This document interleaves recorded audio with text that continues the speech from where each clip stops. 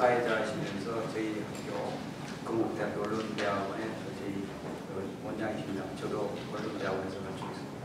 또 일상 원장님께서 자료를 배려해서 지금 학생들을 열심히 가르치고 있습니다. 또 한편 남서울대학교에서 정교수로서 학생을 열심히 가르치고 있습니다.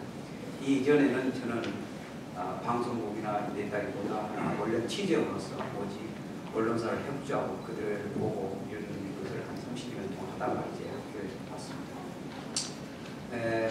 저희 학회 방송통신학회입니다. 방송통신학회 이제 부회장하고 있는데 우리 학회 아까 회장님도 오시고 또 우리 상임고문 장한성님 오시고 또 우리 저기서 나는 우리 김춘식 학술위원장 오시고 10여 명이 왔습니다. 감사드리고 그러니까 저희 학회 키 멤버는 다 왔다고 볼 수가 있습니다. 자유기업에서는 좀 이해를 해주시기 바랍니다. 오늘 그 주제 발표 김정호 자유기업원 원장님 방송 콘텐츠 시장 활성화 진단과 그리고 황기용 권한이 올바른 역사관 정유령 방송 콘텐츠 개선 방안에 하여 진직 자료를 받아서 잘 읽어봤습니다. 저 생각으로는 아주 좋은 발제라고 생각합니다. 방송 콘텐츠가 시장 진화를 유지한다는 것은 뭐 저도 여러 여지가 없다고 생각합니다. 왜냐하면 방송 콘텐츠는 한편 예술의 동시에 상품 속성을 갖고 있기 때문에 그렇습니다. 그래서 방송을 통한 그 한편의 드라마가 우리에게 얼마나 많은 이익을 줬는가 하는 것은 여러분들이 아마 사례를 통해서 다 알 수가 있겠습니다. 예를 들어서 2002년 KBS ETV에서 방영했던 그 별영가, 또 2003년 MB에서 방영했던 대장금. 2003년 별영가 이걸로만 봐도 우리는 방송 콘텐츠가 얼마나 큰 영향을 미쳤다는 것은 우리 그 배영준 스타 마케팅을 통해서 알겠습니다. 일전에 배영준이가 일본에서 자기가 아름다운 그걸 찾아 떠난 여행을 지어서 20일 만에 30억을 매출 올렸다는 것이 바로 이 사례입니다. 그렇지만은 만약에 대장금이 소설로만 이렇게 되고 만약에 방송 편향했다면 이거 역시 그렇게 인기가 있었던 겁니다. 그렇게 생각합니다. 그렇게 생각하면서 발표자 우선 김정호 발표자님 중에 이런 말이 있습니다. 많은 사람이 모인 여론 중에서 반드시 오르는 것은 보장이 없다. 각계 이슈에서 마찬가지로 경제 이슈에서 오히려 여론보다 소수 전문가에게 가능성이 높다. 이에 대해서 저 토론자도 역시 소수 전문가가 견해가 옳은 가능성이 없다. 이에 대해서는 토론 역시 동의합니다. 단 1% 의견이라도 이성적 논리에서 그러니까 과연 옳다면 우리는 그 논리를 존중해야 됩니다. 그런 방송 컨텐츠 문화가 형성되어야 한다고 생각합니다. 그리고 또 발표자는 이런 이야기했습니다.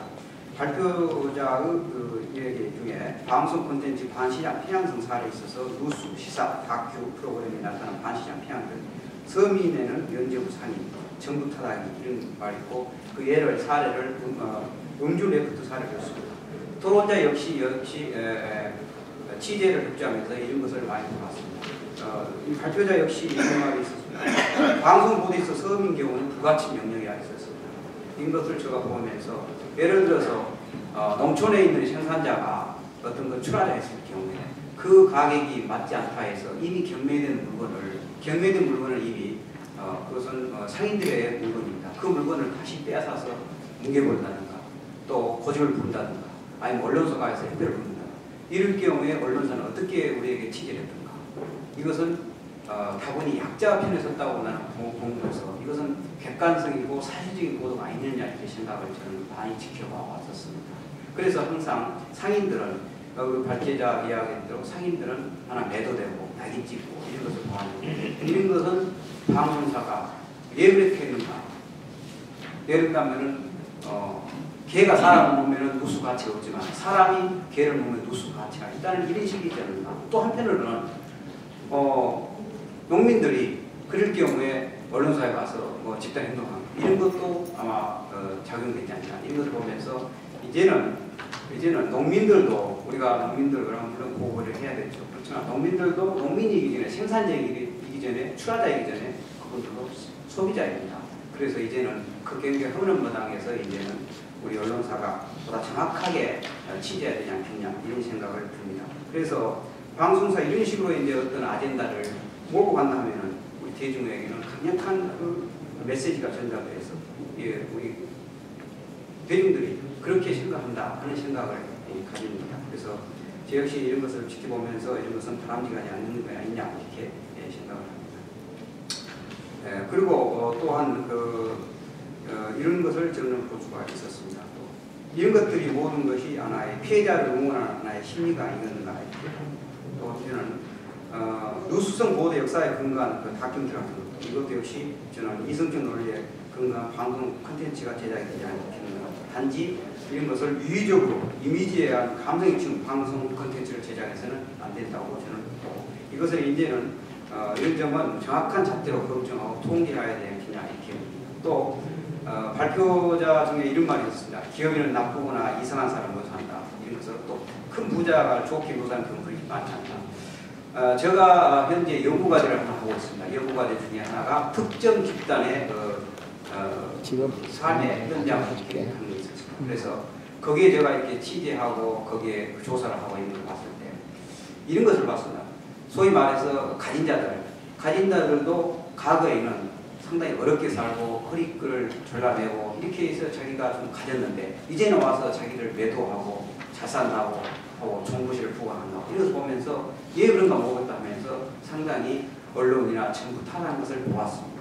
그렇다면 우리 이제 언론사도 이제는 이런 것을 아까 발표자가 야देख기 뭐 선민들은 뭐 좀 친화적이다 이렇게 본 것보다도 이제는 이 성공한 사람들도 보다 신화적이고 보다 메타적으로 담론을 좀 펼쳐서 기관별 중인 방송을 하지 않겠냐. 이것이 사실에 의한 것이 아니겠나 이렇게 봅니다. 그래서 이것을 보고 그래서 우리가 다수결 원칙에 의해서 몰고 가는 정책이나 미디어 콘텐츠 반드시 시정된다는 논조를 발표자와 같은 의견입니다. 그 다음에 또 이제 발표자가 방송 콘텐츠 시장에 대한 원리의 수요 측면, 공급 측면을 논하고 있습니다.